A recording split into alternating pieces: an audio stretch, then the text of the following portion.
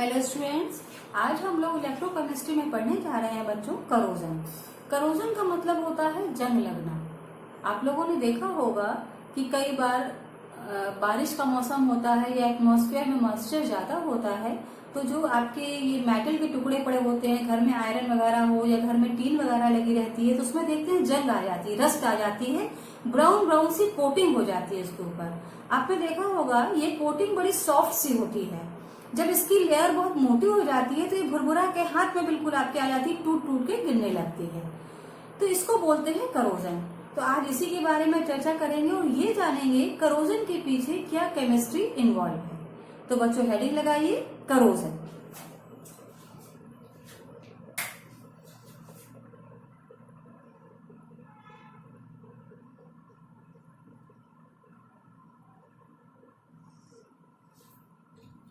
Corrosion शब्द है बच्चों जो ये आपका, इसका मतलब है कि when a metal is exposed to certain environment, मतलब डेफिनेशन बोलूं मैं इसकी तो यही है कि when a metal is exposed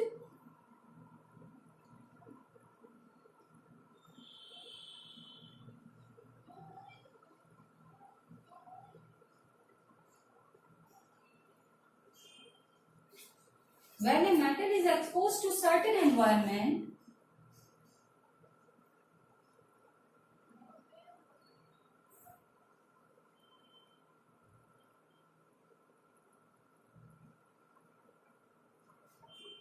exposed to certain environment, it may get deteriorated, मतलब उसका क्षय होने लगता है। It may get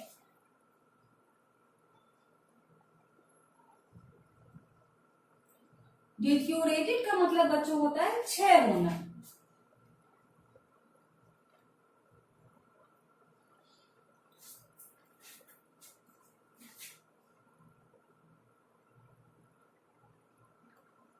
मतलब क्या होता है?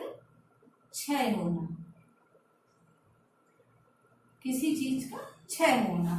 डिट्यूरेटेड due to its reaction with environment,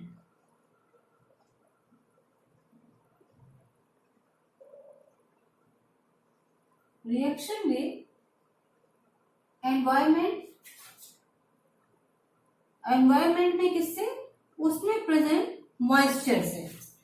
with environment and its surface में बिकम रफ। और क्या होता है, जो मेटल लेते हैं एंड इट्स सरफेस में बिकम रफ।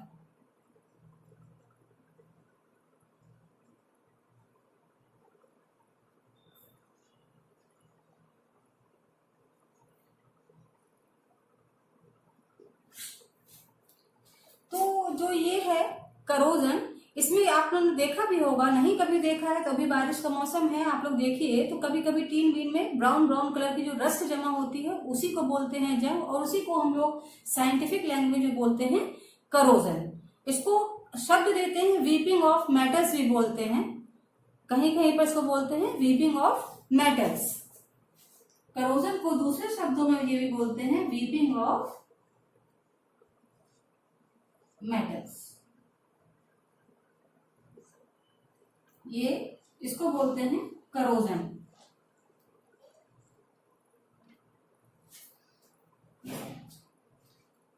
करोजन होता क्यों बच्चों? इसके एग्जाम्पल है, एक तो आपने बहुत सारे एग्जाम्पल देखे होंगे। पहला होगा द टार्निशिंग ऑफ सिल्वर,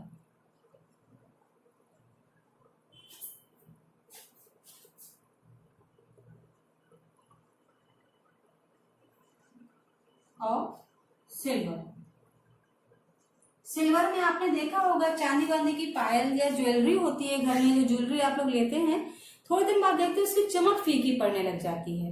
उसको भी, वो भी एक टाइप का करोजन है। मॉइस्चर के कांटेक्ट में आने पर चांदी वगैरह काली पड़ने लगती है।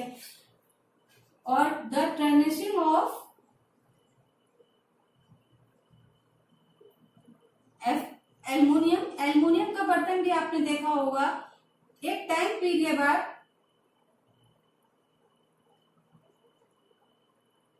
वो भी अपनी चमक खोने लगता है। तो उसमें भी क्या हो रहा है? क्षय हो रहा है, ऊपर ब्लैक ब्लैक कोटिंग होने लगती है मॉइस्चर की। दूसरा आपने एग्जाम्पल देखा होगा रस्टिंग ऑफ आयरन का देखा होगा।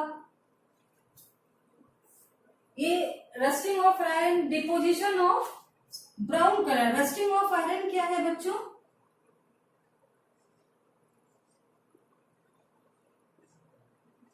Deposition of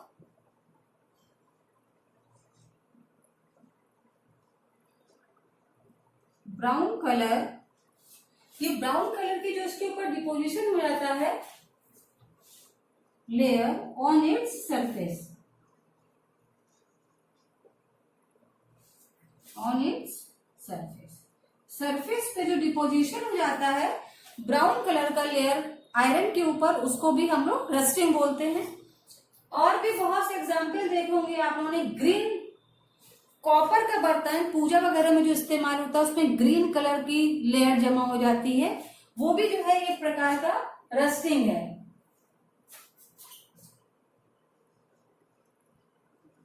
development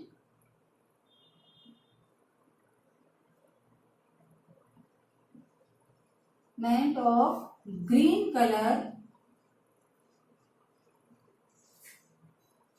on copper, मतलब कॉपर पे होता है बच्चों और ब्रॉन्ज पे। ब्रॉन्ज के बर्तन में भी ग्रीन कलर की लेयर ऊपर जमा हो जाती है। तो ये एग्जाम्पल है कुछ आपके करोजन के। पहला एग्जाम्पल मैंने बताया ट्रांसिंग ऑफ सिल्वर है, एल्युमिनियम है, रस्टिंग ऑफ आयरन है, ब्राउन कलर की लेयर जमा हो जाना, ग्रीन कलर कॉपर में आ जाना। ये सब डेली यूज के एग्जाम्पल्स हैं जो आप लोगों ने देखे होंगे अपने घर में। अब आगे आते हैं बच्चों, इसके लिए हम लोग फैक्टर्स।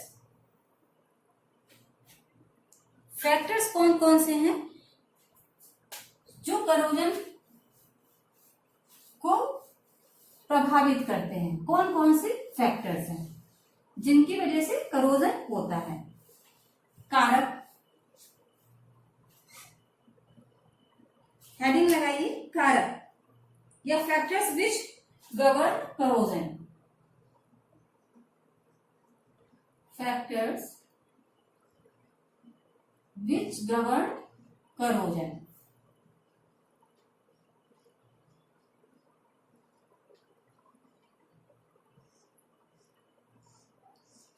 विच गवर्न करोजन। तो ये फैक्टर्स है जो कि करोजन को गवर्न करते हैं, वो कौन कौन से हैं? सबसे पहला है बच्चों, ये बहुत इंपॉर्टेंट है क्योंकि जब हम इसकी केमिस्ट्री समझना चाह रहे हैं तो हमको फैक्टर्स जरूर पता होने चाहिए जिसकी वजह से करोजन होता है। तो ये इसके अंदर की केमिस्ट्री जानने के लिए बहुत इंपॉर्टेंट पॉइंट है। सबसे पहला पॉइंट है बच्चों reactivity of metals. Reactivity of metals. जो मेटल जितना ज्यादा रिएक्टिव होगा उसमें उतना ही ज्यादा करोजन की संभावना होगी। तो a metal which is more reactive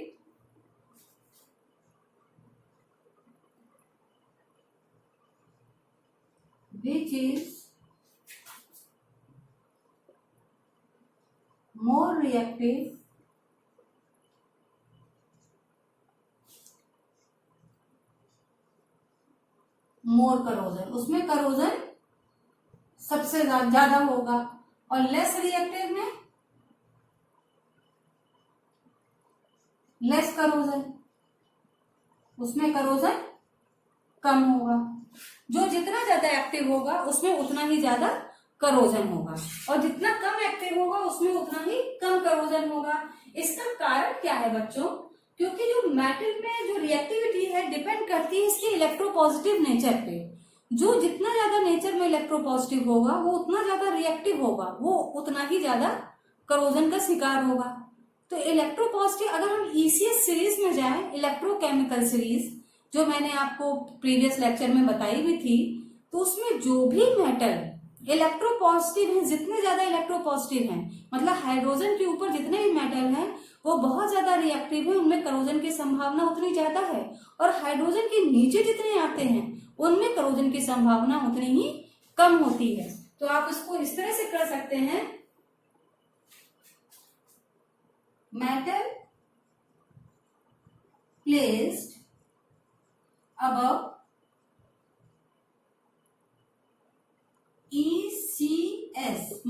electrochemical series placed above electrochemical series is more electropositive.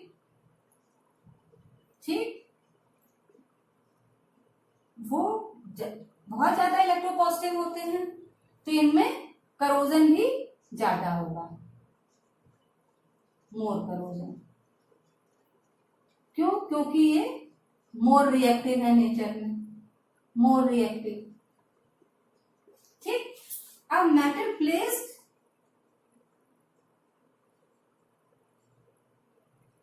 Below in ECS series, below का मतलब है हाइड्रोजन के नीचे, अबव का मतलब है हाइड्रोजन के ऊपर, क्योंकि ईसीएस में हम लोग इलेक्ट्रोकेमिकल सीरीज में जो भी कुछ ऊपर नीचे देखते हैं या तो हाइड्रोजन के ऊपर या हाइड्रोजन के नीचे। तो जो बिलो ईसीएस का मतलब हो गया below the hydrogen, below ECS is less electropositive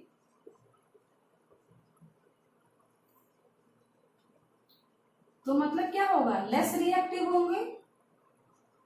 अब जब ये लेस रिएक्टिव होंगे तो less probability of corrosion, corrosion की संभावना उतनी ही कम हो जाएगी। SI हो गया। ठीक, तो ये पहला कारण है कि मेटल रिएक्टिव है कि नहीं। रिएक्टिव है तो कितना इलेक्ट्रोपॉजिटिव है, जो जितना ज्यादा इलेक्ट्रोपॉजिटिव उतना ही रिएक्टिव, वो उतना ही ज्यादा करोजन का शिकार होगा, उसमें करोजन की संभावना उतनी ही ज्यादा होगी। और जो ईसीएस में नीचे पाए जाते हैं हाइड्रोजन के, उनमें करोजन की संभावना उतनी ही कम होगी क्योंकि वो लेस रिएक्टिव है, लेस इलेक्ट्रोपॉजिटिव है। तो इस प्रकार से पहली चीज तो हम लोगों ने ये जाने कि किसमें करोजन हो सकता है और किसमें नहीं हो सकता है। अब जैसे आपको हम कह रहे हैं प्लेस अबव ईसीएस, तो आयरन है आपका, ठीक है ना, आयरन है आपका, और जो है जिंक है, एल्युमिनियम है, कैल्शियम है, जिंक है, एल्युमिनियम है, ये कैल्शियम जितने भी है ना आपके अबव ईसीएस सीरीज में आते हैं। और इसमें नीचे क्या आता है, गोल्ड आता है, सिल्वर आता है, ये सब आपके बिलो ईसीएस सीरीज। तो इसमें करोजन की संभावना बहुत कम होती है, इनमें करोजन की संभावना बहुत ज्यादा होती है। क्लियर है?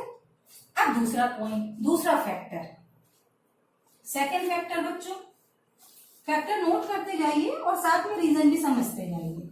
एग्जाम्स में क्या है कि अगर आपका ऑब्जेक्टिव पेपर है तब तो आपको जो है फैक्टर दे देंगे और उसमें कुछ ऑप्शंस दे देंगे कि किसमें करोजन होने की संभावना ज्यादा है। तो जब आपको पता होगा कि ईसीएस सीरीज में कौन ऊपर आता है कौन नीचे, तो आप आसानी से उसको निकाल सकते हैं। सेकंड पॉइंट आता है बच्चों presence of impurities in matter. Second है presence of impurities in metal। Pure metal में करोजन की संभावना कम होती है। In pure metal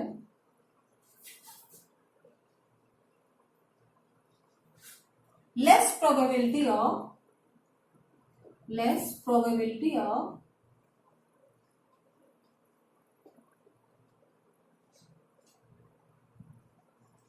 corrosion.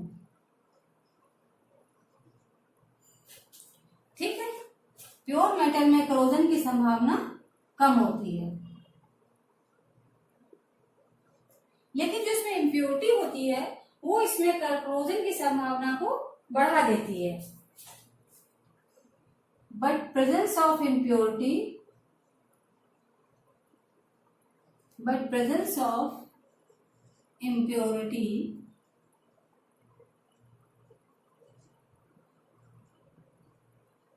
increases probability of corrosion।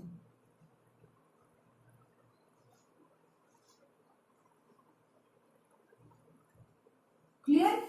या ये कहिए कि जब इम्प्योरिटी प्रेजेंट होती है तो वो इसमें जो है कंपेल करती है कि इसमें करोजन हो। तीसरा बच्चों फैक्टर है presence of reactive gases in air.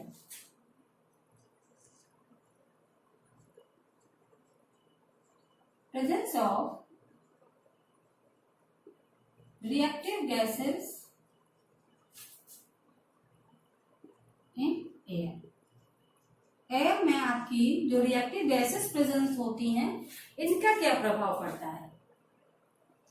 तो ये रिएक्टिव गैसेस हैं जो बच्चों आपकी, जैसे कार्बन डाइऑक्साइड, सल्फर डाइऑक्साइड, ये सब क्या होती हैं आपकी, NO हो गई, ये सब क्या करती हैं, जो एटमॉस्फेयर में आपका मॉइस्चर प्रेजेंट है, जो ये मॉइस्चर प्रेजेंट है इसके साथ रिएक्ट करके ये एसिड बना देती हैं। ये क्या करती हैं, एसिड बना देती हैं। अब जब ये गैस मॉइस्चर के साथ रिएक्ट करके जब ये एसिड बनाएगी, एसिड करके क्या करेगी, तो ये करोजन को इनहेंस करेगी, इनहेंस करोजन, ये करोजन को बढ़ाने का काम करेगी। इधर की बजाय इधर लिख दें, ये कार्बन डाइऑक्साइड ने क्या किया, मॉइस्चर के साथ रिएक्ट किया, एसिड बनाया, और एसिड ने क्या किया, इनहेंस करोजन, करोजन को इंक्रीज करने का काम किया, करोजन को बढ़ाने का काम किया। ठीक है, ये हो गया presence of reactive gases.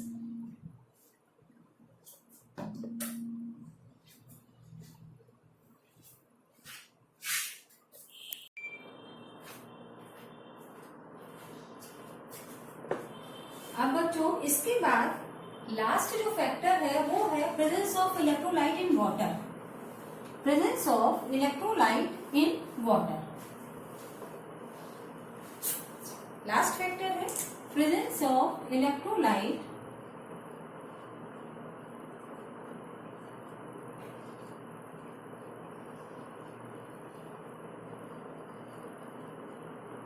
In water. इसमें क्या है बच्चों, कोई भी इलेक्ट्रोलाइट, अब आप प्योर वाटर ले लें या डिस्टिल वाटर ले लें और उसमें किसी मेटल के टुकड़े को डालें, अगर सी वाटर में डालें तो आप देखेंगे सी वाटर में करोजन की संभावना ज्यादा हो जाती है। क्यों? क्योंकि उसमें जो है इलेक्ट्रोलाइट्स पाए जाते हैं, डिफरेंट टाइप के मिनरल्स पाए जाते हैं। डिस्टिल वाटर में कोई भी मिनरल्स नहीं है, कोई भी इम्प्योरिटी नहीं है, तो वहां पर करोजन की संभावना कम रहेगी इन कंपैरिजन टू जो है सी वाटर। अब क्योंकि सी वाटर में डिफरेंट टाइप के इलेक्ट्रोलाइट्स पाए जाते हैं, जैसे NaCl पाया जाता है, MgCl2 पाया जाता है, KCl पाया जाता है ना, ये सब पाए जाते हैं। और डिस्टिल वाटर में कोई भी नो इलेक्ट्रोलाइट, कोई भी इलेक्ट्रोलाइट, कोई भी इम्प्योरिटी नहीं होती है, इसलिए यहाँ पर करोजन जो है आसानी से नहीं होता है। और यहाँ पर ये क्या है, ये इसमें क्योंकि ये इलेक्ट्रोलाइट पाए जा रहे हैं, increases the rate of corrosion,